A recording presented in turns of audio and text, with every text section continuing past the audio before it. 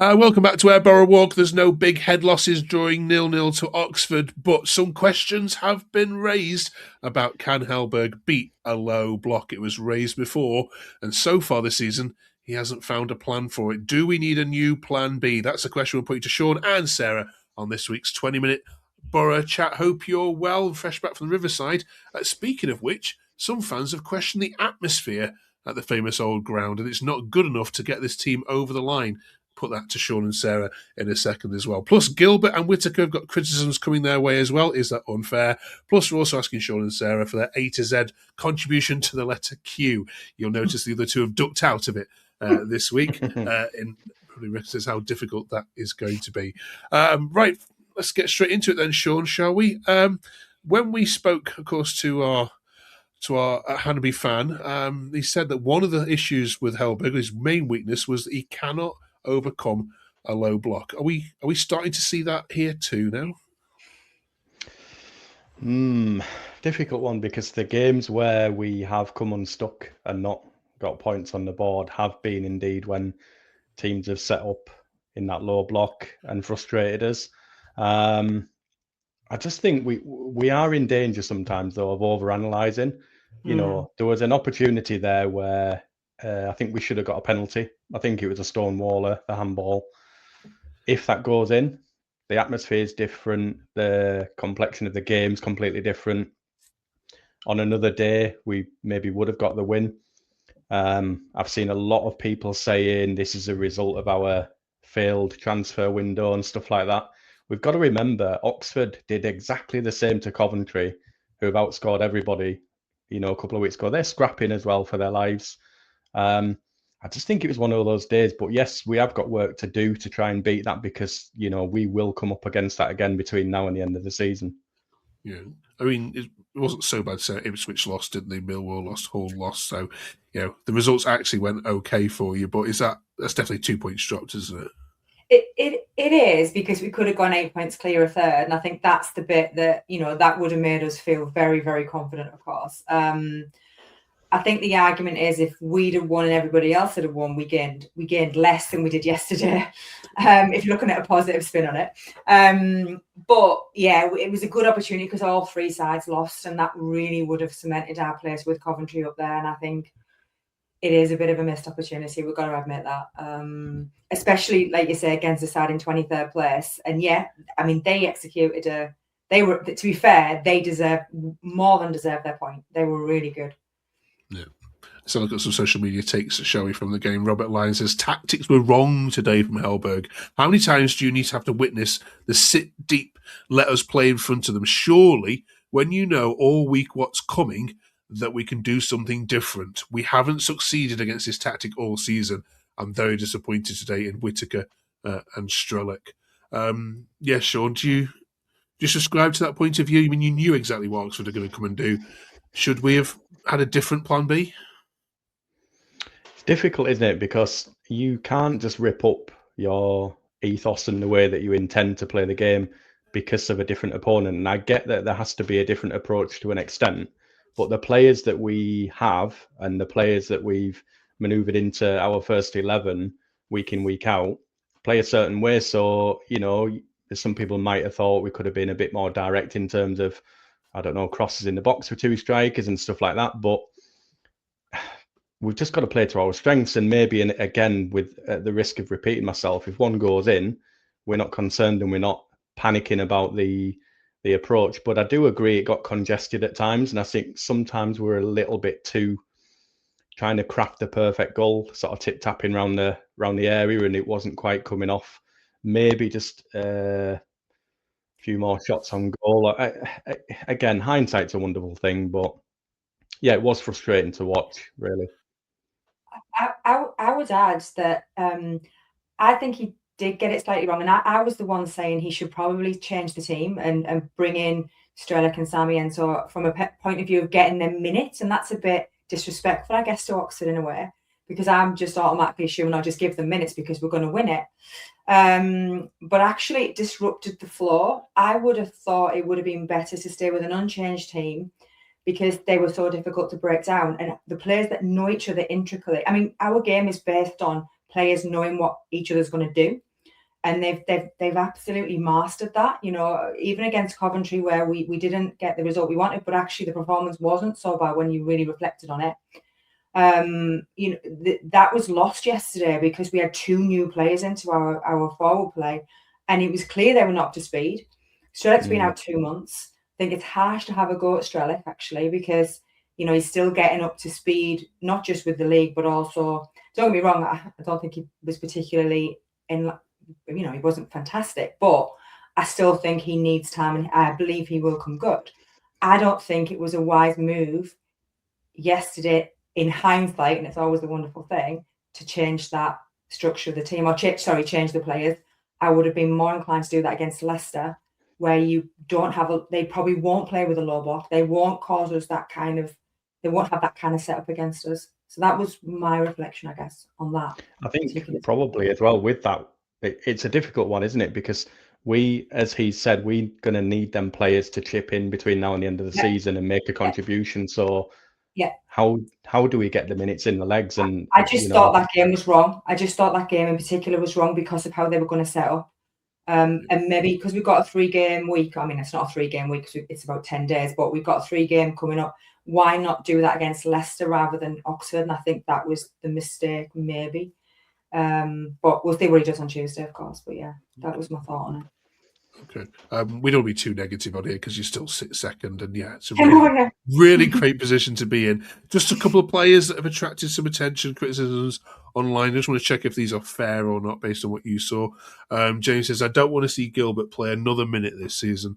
The lad is hopeless. David says he's miles behind the rest. I cannot stand watching him play. I mean, goodness me. Sean?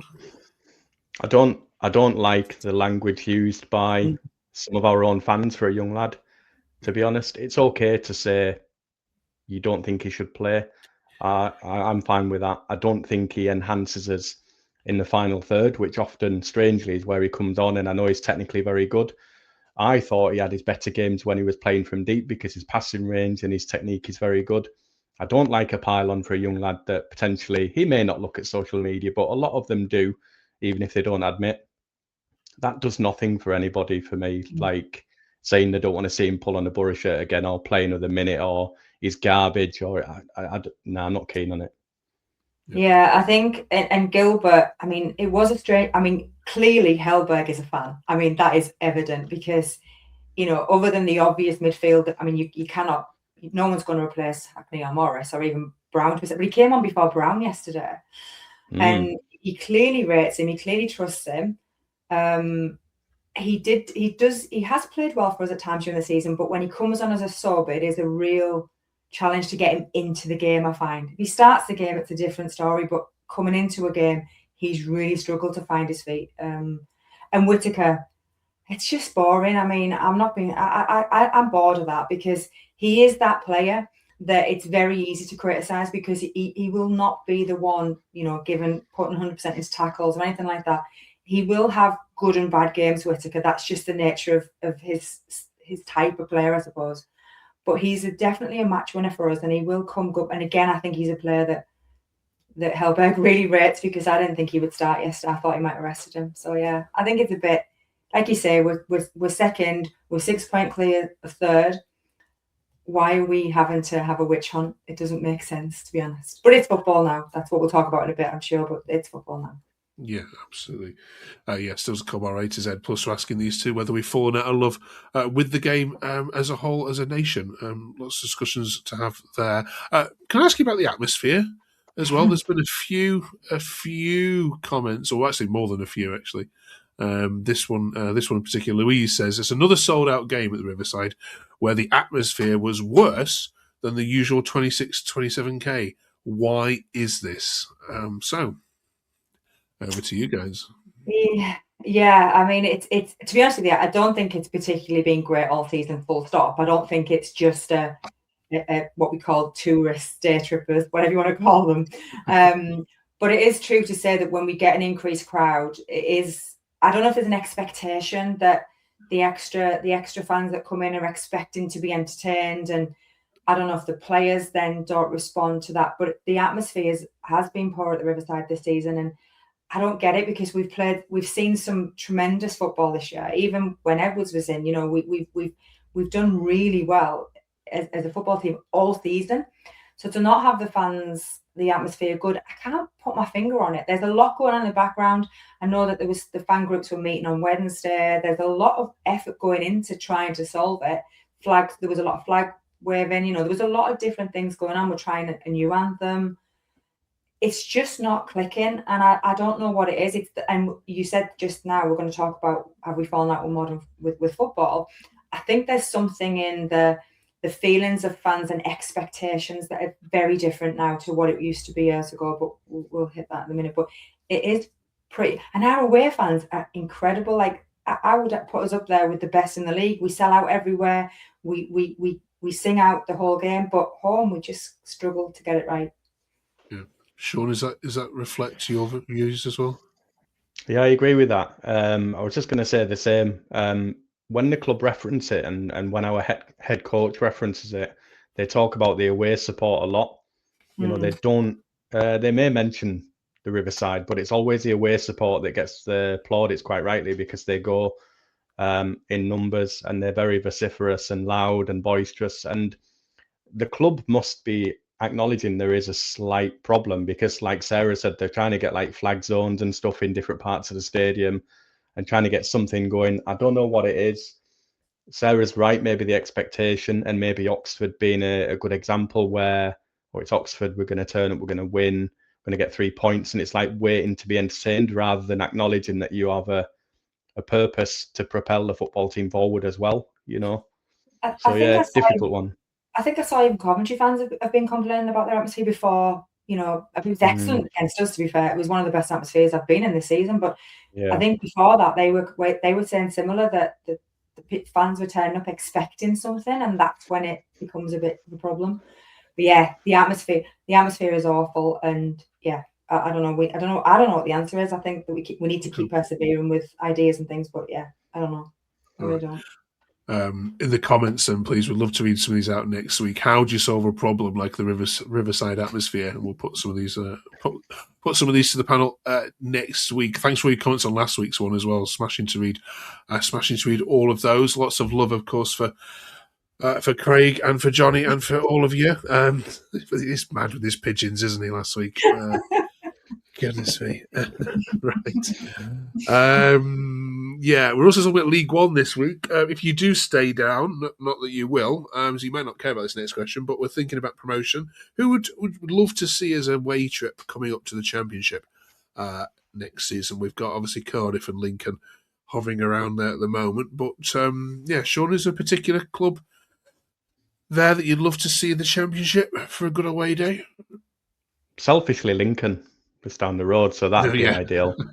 But yeah, there's a bit of rivalry, Boston and Lincoln, so I've got to be careful. I've got a few colleagues who I work with who have a strong dislike, let's say, for Lincoln. But yeah, I reckon Lincoln would be decent, but we won't be in that league anyway, so it's irrelevant.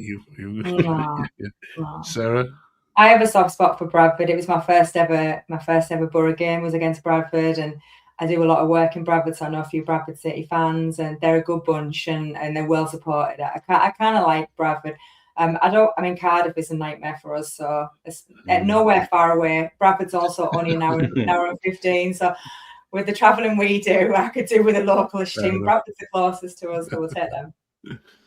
It's just that annoying you've been pet by the chickens meme they keep putting in there. I know, it's awful. It's the worst one.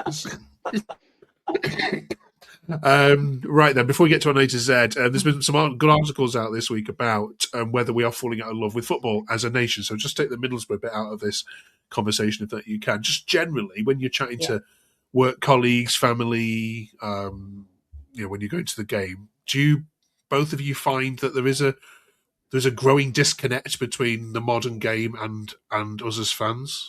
And why is that happening? If so? I can go. Yes. I think there is definitely something going on. I think there's a couple of things. Obviously, the cost of it is a big driver. So you've got a lot of people who are just not being able to justify the money spent. I think that's what goes back to the atmosphere, right? What comes first? I'm spending 100 quid or 200 quid traveling around the country, you know, doing whatever we have to do, or you know, even taking a family of 4 and it being over 100 quid. There is an element of people going, entertain me. But I find it a bit strange at the minute, this whole idea that whenever a club is struggling, there's action groups saying we need to get the board out, or I don't know where that's come. Like, that development is so strange. Like, teams have always struggled. You can't have 24 teams in a league where everybody does well, but all of a sudden, I mean, taking the Sheffield Wednesday of this world out of it, because obviously that's crazy. But generally speaking, most club ownerships are wanting to do well. But I think it's money. I think it's VAR. I think it's Sky ruining the game a little bit. The times that things are on. I mean, the days. I mean, we haven't had a Saturday 3 p.m. away game. We probably won't have had. In fact, our last Saturday 3 p.m. away game is Bristol City on the 20th of December. We're likely not to have another one before the end of the season. You know, that's not helping people love the game. That's not helping them think about Saturday as football day. What is football? Is it Monday? Is it Friday? Is it Sunday? I think people are just getting a bit fed up of being dictated to, and it becoming a bit more of bit more Americanized and things like that, and more about TV than anything else. Okay. Sean, do you agree? Thanks, sir. Yeah, definitely. Bit of a tenuous link there saying Americanized, because I was going to mention off the back of Sarah bringing up the finances, the World Cup. I mean, it's disgusting, the prices that are bandied about if you want to go and watch the World Cup. It's getting very corporate. The other thing, slightly different.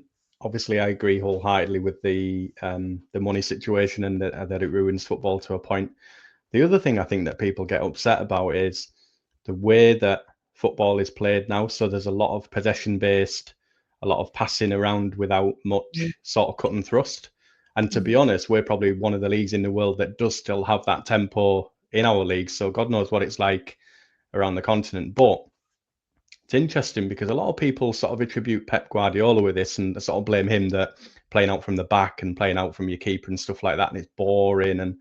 But I think it's a bit deeper. I think a lot of the stats now play a massive role in the game, and the XG and everything that a lot of people don't really want to talk about. But the fact is, these number boards and these analytical geeks that are behind football teams, they, I think, have deciphered that taking pot shots from 30 yards, A, gives the ball back to the opposition, and B, the likelihood of scoring is so much higher, if you like, than passing it around and getting into a better position in the area. So I think there's a lot of the stats that drive the way teams play now, probability and all that kind of thing. And I think sometimes people get a bit fed up with the sort of boring tactic of that. Yeah, I think it's been said in one of the articles is that we have got a very sterile way of playing, which isn't entertaining. Thank you very much, both of you. If you've got any other comments to make on that, I'd be fascinated to read them in the comments.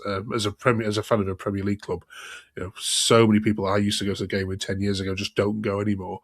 The pricing being one of them, and they actually go and enjoy, you know, lower league football. You know, there's so many people going and watching. National League, even lower than that, because it's cheaper, and you can actually get away tickets as well. It feels more approachable as well. Like, they feel like they're part of something, whereas like there's so much money in the game now. If you get into the Premier League, I mean, it's just lost its head, and you can't get Anyway, I can see how that can happen for sure. Right then, last week we asked you to put in the comments if you could help us out with the letter Q. So many of you did. I think Johnny put the word quail because the lounge serve it. But I like that you've called him Johnny when it's actually Craig, but like, is it Craig, right? Johnny Howson's biggest fan, of course. Lee Marshall, thank you very much. Lee Marshall said this particular player, Boris Sniper 7725, also said this one, and we had one more from, I've lost it now. There was another person who said it, apologies. T-Sider 61, all said the legend, which is Kadru for Q. So does that help you out? Was that the one we were going to go with anyway, Sean? Yeah, I think so. I had two. Kadru, I think, is an absolute shoo-in, but I did actually think the quarter-final as well in the UEFA Cup. So obviously we talk about the semi-final a lot because it was heroic and it was amazing, but we did similar in the quarter-finals. So FC Basel were 2-0 up in the first leg and then went 1-0 up against us in the second leg. So obviously we needed to score 4. And it was just amazing. I think Viduka got the first one. This guy, pretty unplayable that night as well. What a forward he was. But interestingly, Kadru came off for Macaroni, who got the winner. So I think we should have a double queue. Kadru in quarter final, I think. That's a tenuous link. I have a slight different one as well. I have a couple. I had 2 more, but my main one was actually queuing. So between 1990 and 1998, before like modern ticket standards, digital tickets, I spent more seasons queuing for tickets. So like we would sleep out, we would camp out, because we got to cup finals. We got to the cup final in 90. I slept outside Ayrton Park. When we played Luton last game of the season, I slept outside Ayrton Park to get tickets. I mean, it was just, I was just thinking queuing was a big thing. Then I slept at the Riverside at least twice to get tickets. Because there's no points back then. There was no digital platform to get tickets from. You literally had to queue up, and you had to have vouchers and all sorts of things. I can't remember now, but I just remember queuing was a big one. And I also spent my 18th birthday at QPR. So I'm just going to mention that. That was where I celebrated my 18th. So we didn't have many for Q, but Frank Drew is the shout for me. He was he was a big player for us, a legend. And he also took part in our Carling Cup win as well, of course. So yeah, very, very much a big part of our history. Okay. Yeah. The good news is in the next couple of weeks it gets really easy for them. R next week, then S, then T. So nice and easy next week. And I can always think of the R one now. We've already talked about it on this particular episode. But is there a player that could beat the Riverside going into the A to Z of Middlesbrough? Let's go. Get your thinking caps on for that one. Thank you very much, you two. Enjoy the games against Leicester. And of course, Birmingham City back on. It's Monday Night Borough again, isn't it? Here we go again. So we'll catch you a little bit later next week when we'll hopefully have Craig and Jonathan back as well to make it a quartet and to review how Borough get on at Birmingham. They are the form team in the league as well. That is not going to be an easy game at all. Catch you then. Thank you very much for watching. Drop us a sub if you haven't already done so. This has been Where Borough Walk. Great to have your company.